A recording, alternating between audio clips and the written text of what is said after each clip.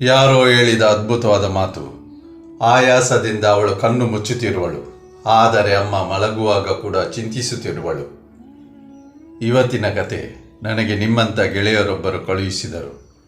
ಒಂದು ರಹಸ್ಯದ ಕತೆ. ಈ ಕತೆ ಕೇಳಿದ ನಂತರ ಬಹುಶಃ ನಿಮ್ಮ ಕಣ್ಣಲ್ಲಿ ಕಣ್ಣೀರು ಬರಬಹುದು. ನಾನು ಇದನ್ನು ಓದಿದಾಗ ನನ್ನ ಕಣ್ಣಲ್ಲಿ ಕಣ್ಣೀರು ಬಂತು. ಇಷ್ಟು ಇಮೋಷನಲ್ ಕತೆ. ಸಂಜೆಯ ಹೊತ್ತಾಗಿತ್ತು. ಸ್ವಲ್ಪ ಮಳೆ ಬರುತ್ತಿತ್ತು. ಒಬ್ಬ ಶಾಪ್ಕೀಪರ್ ಪಾದರಕ್ಷೆಗಳನ್ನು ಮಾರುವ ಅಂಗಡಿಯನ್ನು ನಡೆಸುತ್ತಿದ್ದವ ಅಂಗಡಿಯನ್ನು ಮುಚ್ಚಲು ಯೋಚಿಸುತ್ತಿದ್ದ. ಆವಾಗ ಒಬ್ಬ ಹುಡುಗ ಓಡುತ್ತಾ ಬಂದ. ಮಳೆಯಲ್ಲಿ ನೆನೆದಿದ್ದ. ಅಂಗಡಿಯ ಮಾಲೀಕ ಆ ಯುವಕನನ್ನು ನೋಡಿದ. ಆ ಹುಡುಗ ನೋಡಲು ಗ್ರಾಮೀಣ ಪ್ರದೇಶದಿಂದ ಬಂದವನಾಗಿ ಕಾಣುತ್ತಿದ್ದ. ಅವನು ಹೇಳಲಾರಂಭಿಸಿದ. ಅವನ ಸ್ವರದಿಂದಲೇ ತಿಳಿಯುತ್ತಿತ್ತು ಅವನು ಹಳ್ಳಿ ಪ್ರದೇಶದವನು. ಆದರೂ ಅವನು ಸ್ಪಷ್ಟವಾಗಿ ಕನ್ನಡ ಮಾತನಾಡುತ್ತಿದ್ದ. ಅಂಗಡಿಯವನು ಹೇಳಿದನು, ನಾನು ನಿನಗೇನು ಸೇವೆ ಮಾಡಲಿ? ಆ ಹುಡುಗನ ವಯಸ್ಸು 22ರಿಂದ 24 ಒಳಗೆ ಆಗಿರಬಹುದು. ಅವನು ಹೇಳಿದ, ಅಣ್ಣ, ನನಗೆ ನನ್ನ ಅಮ್ಮನಿಗೆ ಪಾದರಕ್ಷೆ ಬೇಕು. ಅಂಗಡಿಯವನು ಹೇಳಿದ, ಅಳತೆ ಹೇಳು. ಯಾವ ಅಳತೆಯ ಚಪ್ಪಲಿ ಬೇಕು? ಅಮ್ಮ ನಿನ್ನ ಸಂಗಡ ಬಂದಿದ್ದಾರೆ? ಅವನು ಹೇಳಿದ, ಇಲ್ಲ, ಬರಲಿಲ್ಲ. ಅವನು ತನ್ನ ಪರ್ಸ್ನಿಂದ ಒಂದು ಕಾಗದ ತೆಗೆದ. ಫೋಲ್ಡ್ ಮಾಡಿದ ಕಾಗದವನ್ನು ಬಿಡಿಸಿದ. ಅದರಲ್ಲಿ ಪೆನ್ನಲ್ಲಿ ಔಟ್ಲೈನ್ ಮಾಡಿದ 2 ಕಾಲುಗಳ ಗುರುತಿತ್ತು. ಆ ಹುಡುಗ ಹೇಳಿದ, ಇದರ ಪ್ರಕಾರ ಚಪ್ಪಲಿ ಕೊಡಿ. ಅಂಗಡಿಯವ, ಇದೇನಿದು? ಇದು ಯಾವ ರೀತಿಯ ಅಳತೆ ನಿನಗೆ ಗೊತ್ತಿರಬೇಕಲ್ಲವೇ? ಹುಡುಗ ಹೇಳಲಾರಂಭಿಸಿದಾಗ ಅವನ ಕಣ್ಣಿಂದ ಕಣ್ಣೀರು ಬಂತು. ಹಾಗೆ ಅನಿಸುತ್ತಿತ್ತು, ಯಾವುದೋ ಅಣೆಕಟ್ಟು ಒಡೆದು ಹೋದ ಹಾಗೆ. ಅವನು ಹೇಳಿದ, ಅಣ್ಣ, ಯಾವ ಅಳತೆ? ನಾನು ಹಳ್ಳಿಯಲ್ಲಿ ವಾಸ ಮಾಡುತ್ತಿರೋ ಹುಡುಗ. ನನ್ನ ಅಮ್ಮ ಇಷ್ಟರವರೆಗೆ ಚಪ್ಪಲಿ ಧರಿಸಿದವಳಲ್ಲ. ಮುಳ್ಳು ಗಿಡ ಪೊದೆಗಳಲ್ಲಿ ಕೆಲಸ ಮಾಡಿ ಸ್ವಲ್ಪ ಹಣ ಕೂಡಿಸಿ ನನ್ನನ್ನು ಓದಿಸಿದಳು. ನನ್ನ ಹತ್ತಿರ ಹೇಳುತ್ತಿದ್ದಳು, ಮೊದಲು ನೀನು ಬೂಟು ಧರಿಸು. ಇವತ್ತು ನೋಡುತ್ತಿದ್ದೀಯಲ್ಲ, ನನ್ನ ಕಾಲಲ್ಲಿ ಬೂಟ್ ಇದೆ, ಪಾಲಿಷ್ ಮಾಡಿದೆ.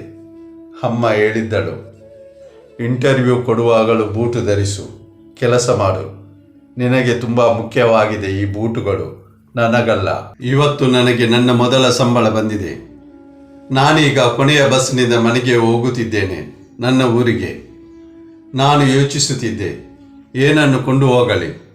ಆಗ ನನ್ನ ಯೋಚನೆಗೆ ಬಂತು, ನನ್ನ ಅಮ್ಮ ಗಿಡ ಪೊದೆಗಳಲ್ಲಿ, ಮುಳ್ಳುಗಳಲ್ಲಿ, ಬರಿದಾದ ಕಾಲಲ್ಲಿ ದುಡಿಯುತ್ತಿದ್ದಳು. ಅವಳಿಗೆ ಒಂದು ಜೋಡಿ ಚಪ್ಪಲಿ ಕೊಂಡು ಹೋಗುತ್ತೇನೆ. ಅಳತೆ ನನಗೆ ತಿಳಿದಿಲ್ಲ. ಹೀಗೆ ಪೆನ್ನಿಂದ ಔಟ್ಲೈನ್ ಮಾಡಿದೆ. ಇದೇ ಅಳತೆಯ ಪಾದರಕ್ಷೆ ಕೊಡಿ. ಅಂಗಡಿಯವನು ಕೂಡ ಭಾವುಕನಾದ. ಅವನು ಹೇಳಿದ, ಖಂಡಿತ. ಅವನು ಚಪ್ಪಲಿ ತೋರಿಸಿದ. ಹುಡುಗ ತನಗಿಷ್ಟವಾದುದನ್ನು ಆಯ್ಕೆ ಮಾಡಿದ. ಈ ದುಬಾರಿ ಬೆಲೆಯ ಚಪ್ಪಲಿಯನ್ನು ಖರೀದಿ ಮಾಡುತ್ತಿರುವುದನ್ನು ನೋಡಿ ಕೇಳಿದ, ಸಹೋದರ, ನಿನಗೆಷ್ಟು ಸಂಬಳ ಬಂದಿದೆ? ಹುಡುಗ ಹೇಳಿದ, 8,000 ರೂಪಾಯಿ ಸಿಗುತ್ತಿದೆ. ಖರ್ಚು ವೆಚ್ಚ ಎಲ್ಲ ಸೇರಿ 5,000 ಖರ್ಚಾಗಿದೆ. 3,000 ಉಳಿದಿದೆ, ಎಲ್ಲ ಅಮ್ಮನಿಗೆ. ಅಂಗಡಿಯವ ಕೇಳಿದ, ಸಹೋದರ, ಜಾಸ್ತಿ ಆಗಲಿಲ್ಲ ತಾನೆ? 800 ರೂಪಾಯಿ ಚಪ್ಪಲಿ. ಹುಡುಗ ಹೇಳಿದ, ಅಮ್ಮನಿಗಾಗಿ ಯಾವುದು ಕೂಡ ಹೆಚ್ಚಲ್ಲ. ಅವನು ಪೇಮೆಂಟ್ ಮಾಡಿದ. ಚಪ್ಪಲಿ ತೆಗೆದುಕೊಂಡ, ಹೊರಟ. ಆವಾಗ ಅಂಗಡಿಯವನು ಹೇಳಿದ, ನಿಲ್ಲು. ಅಂಗಡಿಯವನು ಇನ್ನೊಂದು ಚಪ್ಪಲಿ ಬಾಕ್ಸ್ ಪ್ಯಾಕ್ ಮಾಡಿ ಹುಡುಗನಿಗೆ ಕೊಟ್ಟು, ಇದನ್ನು ಸಹ ಕೊಂಡು ಹೋಗು ಮತ್ತು ಅಮ್ಮನತ್ತಿರ ಹೇಳು, ನಿಮ್ಮ ಮತ್ತೊಬ್ಬ ಮಗನ ಕಡೆಯಿಂದ ಗಿಫ್ಟ್. ಅಮ್ಮನಿಗೆ ಹೇಳು, ಆ ಚಪ್ಪಲಿ ಹಾಳಾದರೆ ಈ ಚಪ್ಪಲಿ ಧರಿಸಲಿ.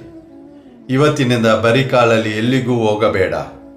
ಅಮ್ಮನಿಗೆ ನನ್ನ ಪ್ರಣಾಮಗಳನ್ನು ತಿಳಿಸು. ಹುಡುಗ ಸಹ ಇಮೋಷನಲ್ ಆದ. ಖಂಡಿತ ಅಣ್ಣ. ಇನ್ನೇನು ಹೋಗಬೇಕು ಎನ್ನುವಷ್ಟರಲ್ಲಿ ಅಂಗಡಿಯವ ಹೇಳಿದ, 1 ಸೆಕೆಂಡು ನಿಲ್ಲು. ಕೊನೆಯದಾಗಿ ನಾನು ನಿನ್ನ ಹತ್ತಿರ ಕೇಳುತ್ತಿದ್ದೇನೆ, ಡಿಮಾಂಡ್ ಮಾಡುತ್ತಿದ್ದೇನೆ. ನನ್ನ ಮಾತನ್ನು ಕೇಳು. ನಿನ್ನ ಪರ್ಸ್ನಲ್ಲಿ ಆ ಕಾಗದ ಇಟ್ಟಿದೆಯಲ್ಲ, ಕಾಲಿನ ಗುರುತು ಮಾಡಿದ್ದು, ಅದನ್ನು ನನಗೆ ಕೊಡು. ಹುಡುಗ ಯೋಚನೆ ಮಾಡತೊಡಗಿದ. ಏನು ಬೇಡುತ್ತಿದ್ದಾನೆ. ತೆಗೆದುಕೋ ಅನ್ನ. ಪೇಪರ್ ಕೊಟ್ಟು ಹುಡುಗ ಹೊರಟ. ಅಂಗಡಿಯವ ಒಳಗೆ ಹೋದ.